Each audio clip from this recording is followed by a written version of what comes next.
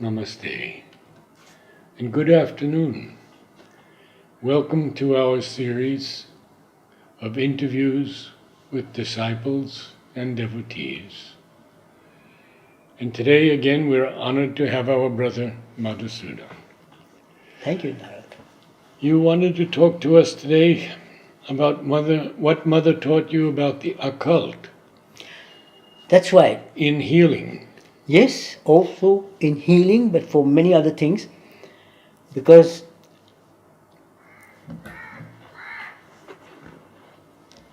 she was the person who explained to me what occultism is.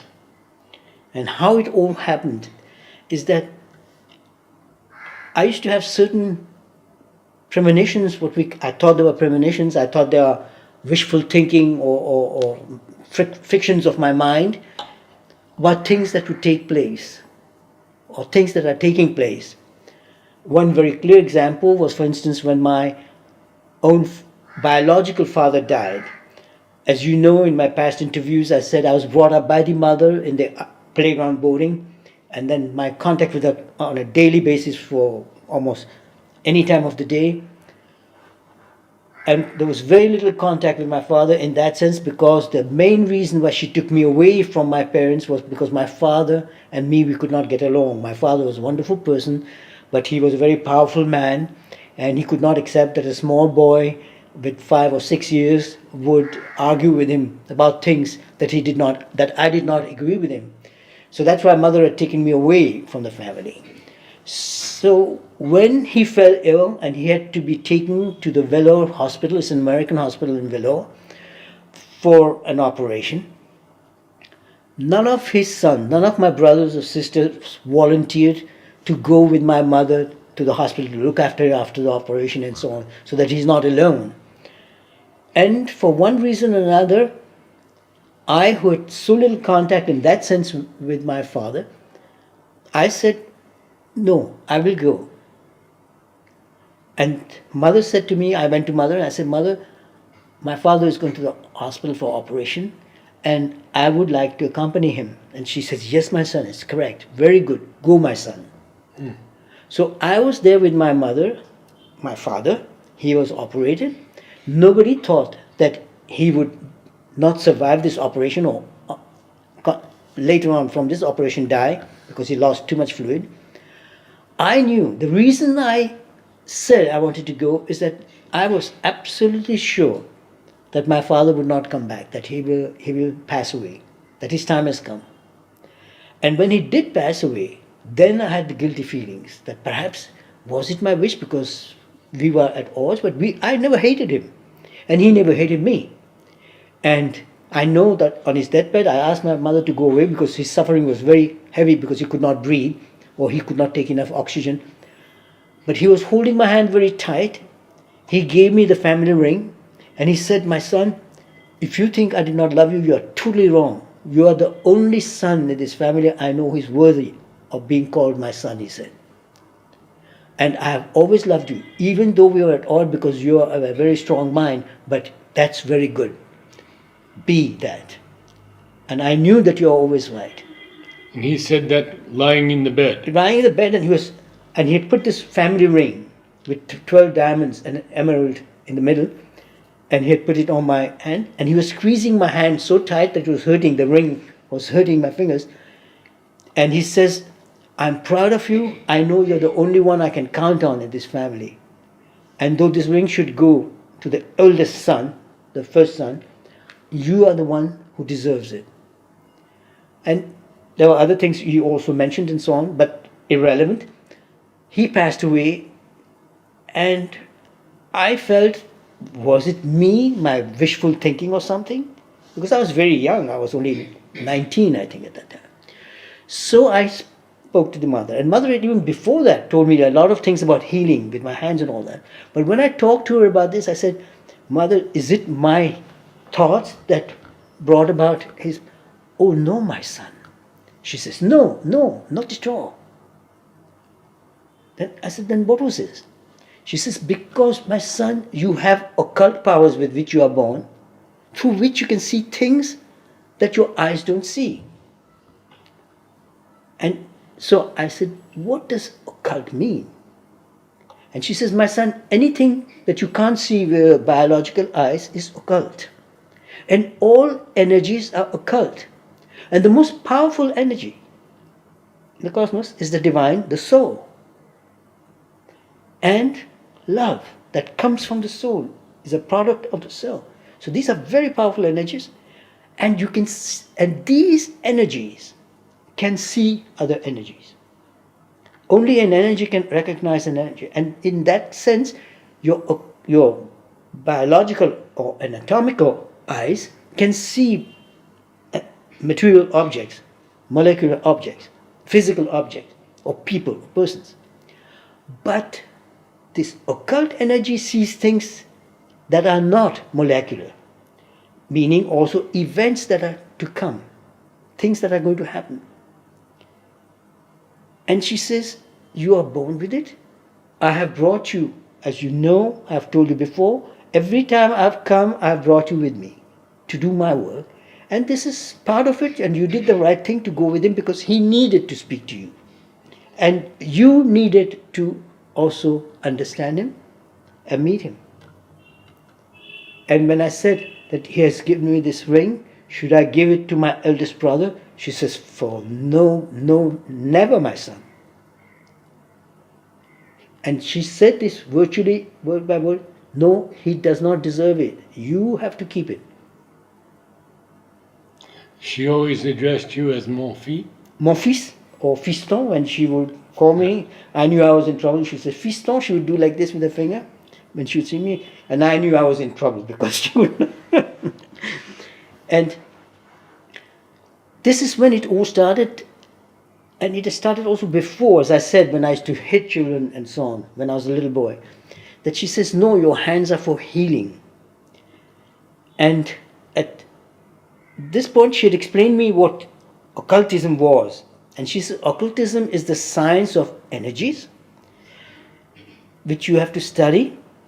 And if you study these energies and understand them, my son, you can manipulate them like you manipulate flour and milk and water to make chapatis or whatever. You can manipulate these, put them together, and you can apply them for specific purposes. And she says the concept that occultism is something evil or black magic and all that is nonsense. Don't worry, my son. Occultism is truly something very special. It is very spiritual because it is related to the spirit. And the spirit can see spirit, and the spirit can see energies, can understand energies. And she says, all these divine energies, an energy of Lakshmi, the energy of divine grace, she says, nothing can manifest without the divine grace, without the energy of Lakshmi. And she is the person who really took me along on this path of this inner life, this physical life that I have, but this very special inner life, that spiritual life, if you call it, or spirit, which has helped me as a person, but also specially for doing the mission to help people. And this is also what I'd asked Mother. I said, but what is my mission? Missionaries convert people. And she said, no, mission is when you have a devoir, that you have something to give or to do. And she says, you have to help people realize themselves, what they want. And you have to free them from the problem or pain that they are suffering from, for which they come to you. You don't have to convert them. You don't have to make them spiritual, anything. And this is what I like, that I have not had the need to tell people what Mother has said or what Sri Aurobindo said and to convert them towards Mother or Sri Aurobindo. She says, no, you have something more special to do. And all this that we have taught, you know, and you apply it. Don't teach, just apply. And that is where I understood the role of occult energies in the field of medicine. And it becomes every day clearer that we are treating only the material body. We are treating truly only the residence where the soul is. The body is soul's temple. It lives in us. Our true identity, Mother told me, is your soul. You are only living in this body, she says. And the body is very important. It should be maintained. It should be, the temple is something sacred, something very special because you live in it. So don't neglect your body. Don't harm your body. She was very liberal. She even told me that, when I'd asked her that an aunt of mine did not want me, when I was going to Germany, to drink alcohol and to eat meat. And she said to me, believe it or not, my son, Germany makes excellent beer. Yes, you told me that. Yes. And fresh beer is delicious and good for your health. Don't exaggerate, but enjoy it. She said, strong alcohol, tu peux laisser faire, she said. You can let it be. But she didn't say, don't take. And I enjoy a good cognac or a good whiskey. That's only for me. That's not what I'm asking people to do, but I do enjoy it, and it's the truth. I don't feel guilty about it. You had told me what Mother told you about sex also. Yes, Mother never stigmatized me for my sensuality. And I was very vital, I was very dynamic, I enjoyed music, I enjoyed playing and everything. And then when this point came that I started getting involved, she then explained to me, and she says, no, sex, and when I had my first encounters, and this was in Germany and so on, and she said to me, my son, oh no, she says, sex is what you do, comes from also from the soul, because love comes from the soul. And she says the concept, which now is really become a kind of I would say, something false, where Catholicism says that you can't have intimacy unless you are married, even to the point that only if you want children and all that. That, she says, is misinterpretation of religions and so on. But the true fact is that it comes, people are drawn to each other by love, and therefore it is an expression of love that the divine created for the procreation, she told me. Because otherwise nobody would be there, or everybody would die. But she says it's not something that should be used for exploiting. So as long as you don't hurt yourself, and you don't overdo, and you take care of your health, physical health, for hygiene and so on, and as long as you don't hurt somebody's feeling through your sexual approach and all that, that's perfectly all right, she says. Now, if I'd said this at that time to my colleagues here in the ashram, I'm sure they would have stoned me to death, saying it's heresy. Mother would never say something like this. This is false, and that I'm telling something like so. I never spoke about these things before. But I have nothing to hide, and I am like any other human being. And as I said, I enjoy good things, including alcohol, but I don't exaggerate. Mother told me, take care. Same thing about meat. She says, you are very thin. You should eat meat. In the ashram at that time, it was all pure vegetarian. And she says, see, now you can see how Mother individually helps people. There is the mass message of Mother and Sri Aurobindo for the whole world, but then there is also things that they give each person. And I'm sure she gives something different to other child or so on. But to me, this is my privilege that she helped me evolve. She helped me understand, and she made out of me, I personally feel, the true healer. That I help. And she told me also, don't talk about your degrees and your titles. They can know you're a doctor, but let everybody come to you. People with spiritual, and she said it also. Aussi, les personnes qui ont des problèmes spirituels, religieux, émotionnels, des problèmes économiques, des conflits. So, believe it or not, even politicians come to me. I have priests from the highest offices of Catholic Italian Church, with office in Jerusalem, in Rome, and in Turin. who come to me for consultation because of their inner conflicts. And again, there, talking of sex, you won't believe. One of these priests, very, very important person, in Turin when he comes, he has these three places. He gives mass on Sunday, and the preaching is that you don't do these things, sex without marriage and all that.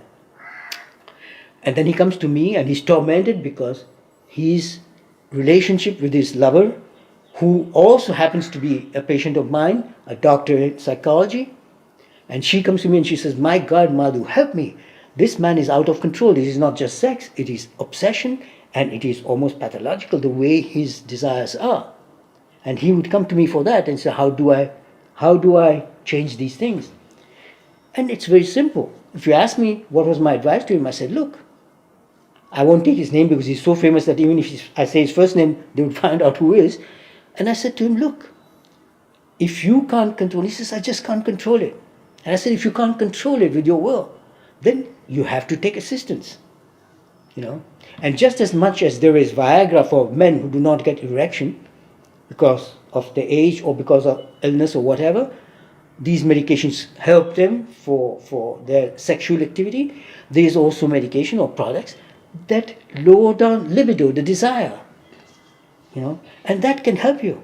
And that will improve your relationship because you do love her, but then you're exaggerating what you're doing and thereby hurting her. Because she says it's too much for her. It is worse than, she said, even worse than pornography. So you can see I'm talking about these things because Mother never stopped me from talking to her about anything and everything in private.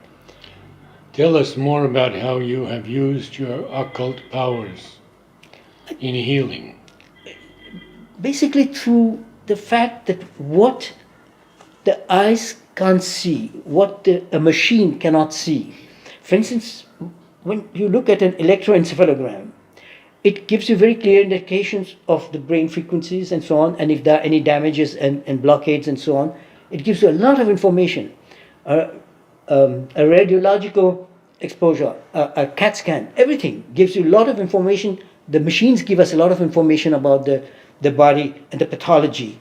But then there are things that the machine can't read, the doctors can't see with the biological eyes, but one can see the way Mother told me that you are seeing, because I told her I can see things, and I know that this child has a problem, or that this patient has this and this, and my colleagues, they say it's impossible. So for instance, honest to God, I've been taken to people who have been in coma. But the people who took me, they believed that the wife of this man, who was a florist, heavy, strong person, he fell from a ladder from first floor onto the asphalt. He was giving a Christmas tree to his wife who was on the balcony, and he was on a ladder from the street up onto the balcony, and the ladder slipped and he fell. And this guy used to play soccer. He was a strong, heavy, big, well-built man. And he fractured his skull. He had several other fractures. There was blood coming out of his ears, mouth, everything. He was in coma.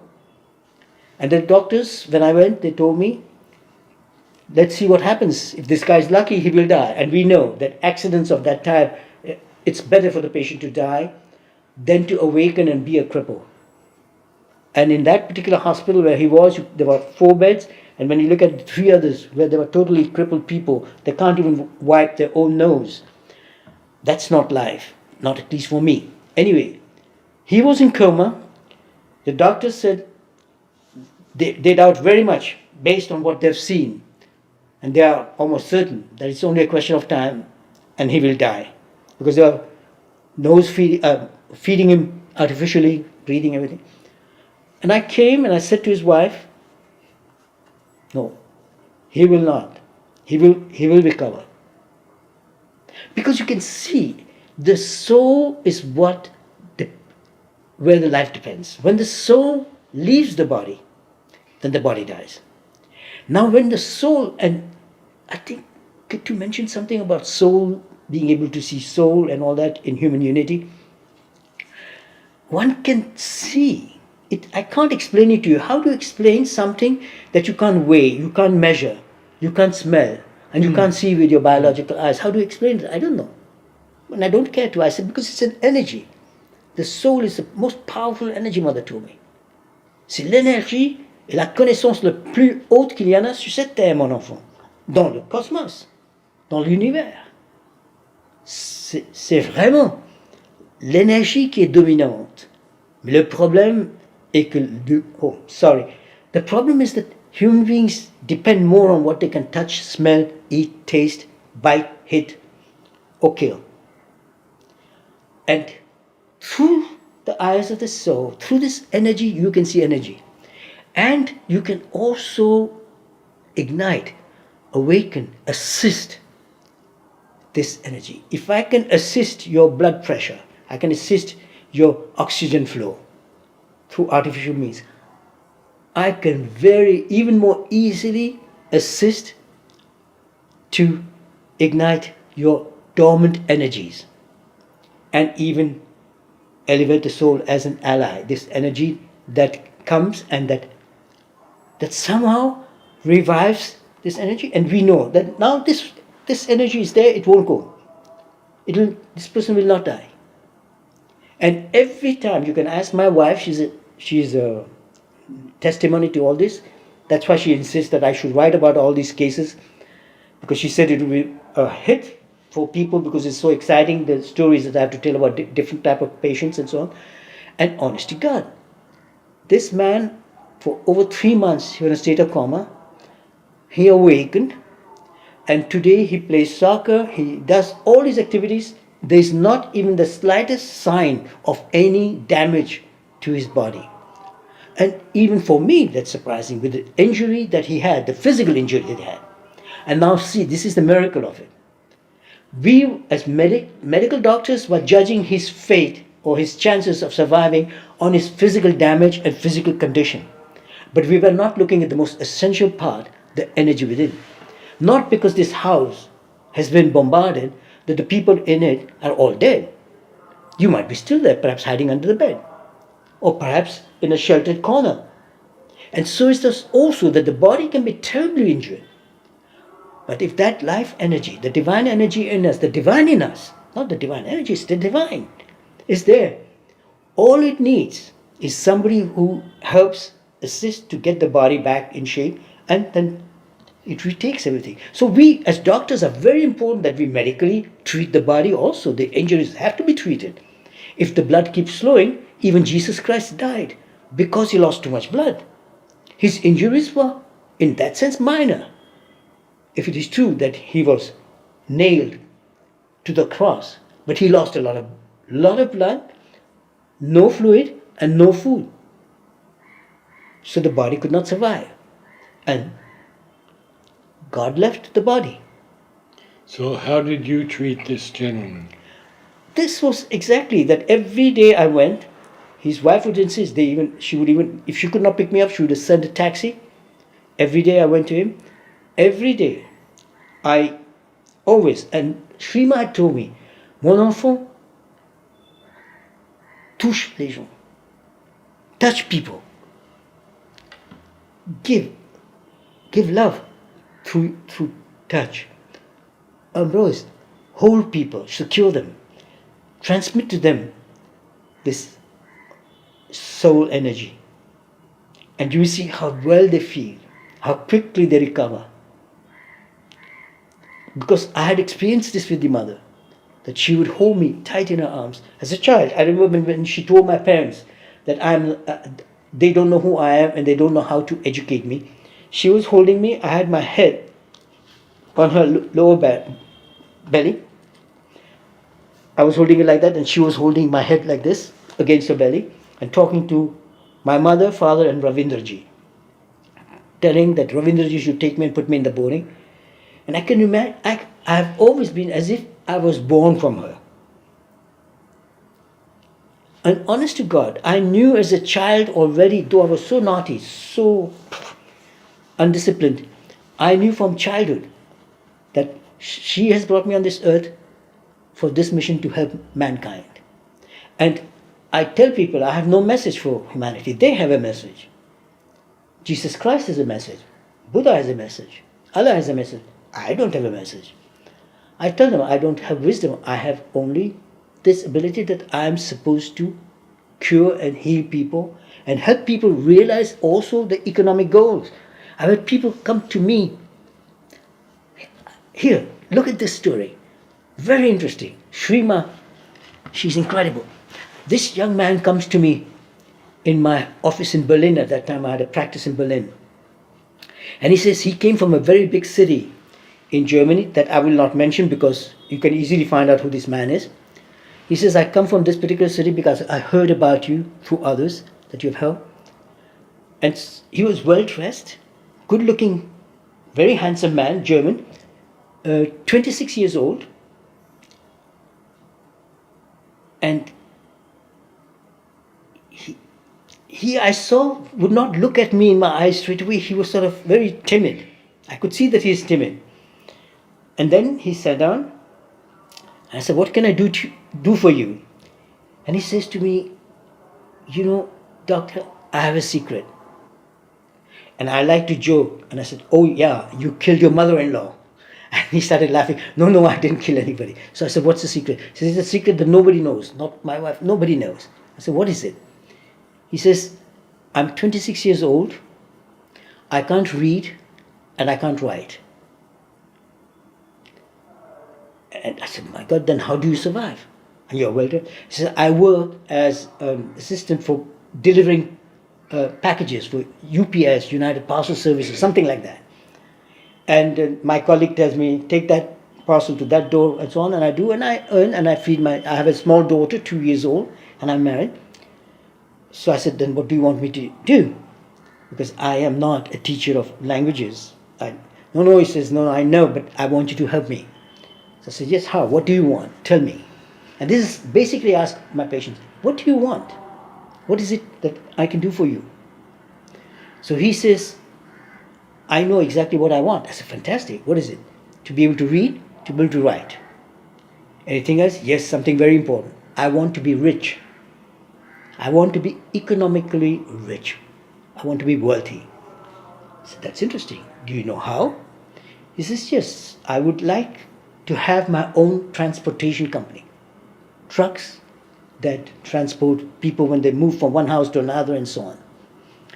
A moving company. Not transportation, but a moving company.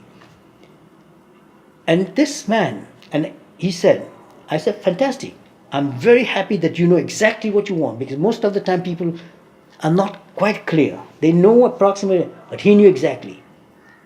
And I said, surely, why not? This man came regularly. He never missed an appointment. He was never a minute late, and he came from a big city. He used to spend a lot of money. He insisted, and my rule was, hey, look, you have children, your child to feed, you don't have to pay my fees, I'll still help you. But the contract is that if you come to me, I give you my time, you pay or not, you have to realize what you wanted from me. Because I can't do it for you. You have to do it. I'll show you how. I'll give you the information. This man came regularly to me. You know, when we moved from Berlin to Sardinia, because we bought a home in Sardinia, 2 of his trucks moved us from Berlin to Sardinia. These trucks were painted and decorated and arranged exactly as he had described them in his vision when I did sessions with him, because I asked him to visualize exactly what he wanted. Then he was materializing like an architect does for his building and for this chair and so on. He materialized his project at an occult level. First he got it fixed there in an occult level as an energy, and then it manifested because he did systematically. He can read, he can write. He's one of the 2 largest moving companies in that huge big city in Germany. And he's rich, he's extremely kind. He had invited my wife and me to come and be their guest, and he showed me. What he showed me was exactly what he had talked to me about when he was visualizing his company. How the trucks in the morning get out of the parking lots from left and right, and everything was as he had visualized it. Like an architect when he visualizes this building. And what is this? How did I know that he can do it? He knew. And I could see when he came to me that he can do it, and he will do it. And the interesting thing is that I think people come to me who already know that they are going to succeed. That's why they succeed. Why is it that I can't remember of anyone who has come to me and did not achieve what he wanted to? It can't be on me. How do you psychically work on him? Very, very well. Because he too would insist with me to do this session, what they call in German this energy session, where I touch and I say, I want you to now be in yourself, because I want you to become conscious of you as a being living in your body. You are not the body.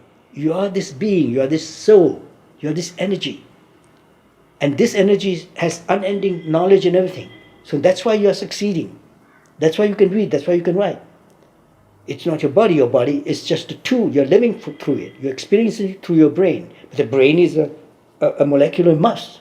It's just soft tissue. But it is the soul. So he would. And I said, when you're there, you're quiet. I want you not to think of your project. Not to absolutely not. No, go within yourself and feel that you're just light, and then that you are absolute. There is, in yourself, you're totally absolute. There is no bones, no muscle, no organs. It's just this total silence, this light. And I call this divine serenity, divine peace, and this divine state of being, that you feel, and this divine light that you. And people are helped when you do it, and while you are doing, when you touch them, somehow it sort of ignites. It's like connection, that when you switch that on, the two connections come together and the light comes on. And that's what happens, that this is like a power generator, the energy, my soul, this energy within me that ignites and uplifts his energy. We have measured that even the immune system and everything goes up. I talked to you about hormones and all that. And this is unbelievable what we can do and that's why I won't be surprised that one day the process of spirituality will become very short and very fast and very efficient through the understanding of a human body, how it functions, and through the understanding how soul and body can react to each other. That the soul becomes the driving energy of the body. That is what I think Shivananda calls this inner consciousness. And I've also done diagrams of what is this, what Shivananda calls psychic being, where, when the body and soul are coming always closer together and transforming, the soul is transforming the body into a living organism that's conscious and not just an existing element, unconscious, alive but not conscious, inwardly conscious. So, touching, holding, and we know this. Look, the bond between a mother and child is born, as I said, through this hormone oxytocin. And it really is the hormone that mother and child are bound with. And it comes through the process of birth. Again there, this aspect of sexuality and everything, how important the entire cycle is. And if you look at sex, if you look at healing and everything, in its totality, you start enjoying life. And that's what makes me the happiest man on earth, not possessing everything or not possessing anything, but still the happiest man on earth, because I feel I am. And I am because I am aware that I am this soul living in this body. I don't have the wisdom to give to others, but at least this knowledge that I can help them realize their goals and that what they truly want. Even politicians, when they come and their problems. So as I said, priests, politicians, simple people, prostitutes, they too have their problems. Surgeons, people who are extremely philosophical, writers. It's interesting. It's a beautiful profession to help people realize themselves. And each person has his own wish. And I don't know why everybody should be like an ashramite. Why everybody should be like Shobinda Mother. I want everybody to be themselves. And I tell them, I have no prejudice. No prejudice whatsoever. I have a taste, but I am not prejudiced. And it's his life. He can decide what he wants to do with it. I warn them, I do tell them that look, you can attain anything. Absolutely. La mère me l'a dit. Mon fils, tu peux rejoindre tout ce que tu veux. Tu peux réaliser tout ce que tu veux parce que tu sais comment le faire. Because you know how to do it. Mais faites attention, mon enfant. Il ne faut pas que tu te fais mal à toi ou à quelqu'un d'autre. As long as you make sure that you don't hurt yourself and you don't hurt somebody else. She also told me not to depend on morality when talking about sex and all that, but on responsibility. And the difference between morality is that morality is hypocrisy created by man.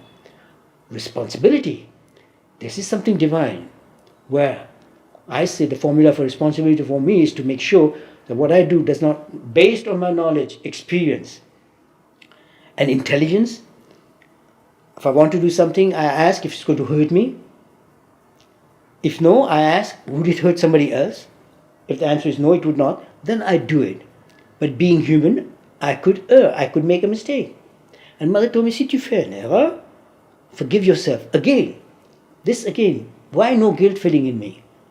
Because when I do make an error, and I feel guilty in the sense that I hurt Narad, I ask him for pardon, not because I want him to feel better, but I want to relieve myself of my guilt. And I'm sincere when I said, I ask you for your forgiveness. And even if he says to me, show me your honesty, kiss my feet, I will do it in front of everybody. I go on my knees and I kiss his feet because I know I'm sincere about what I'm asking. Then if he does not pardon me, that's his right. But I feel free because I did what I requested pardon. I asked for pardon, to be forgiven. So not morality, but responsibility, and that responsibility I ask only this plain question, will it hurt somebody or me from what I know and experience? And if I make a mistake because I'm human, at least I did not do it out of purpose to hurt someone. Hey, voilà, c'est très simple. It's very simple. Thank you so much. Thank you. Namaste. Basta.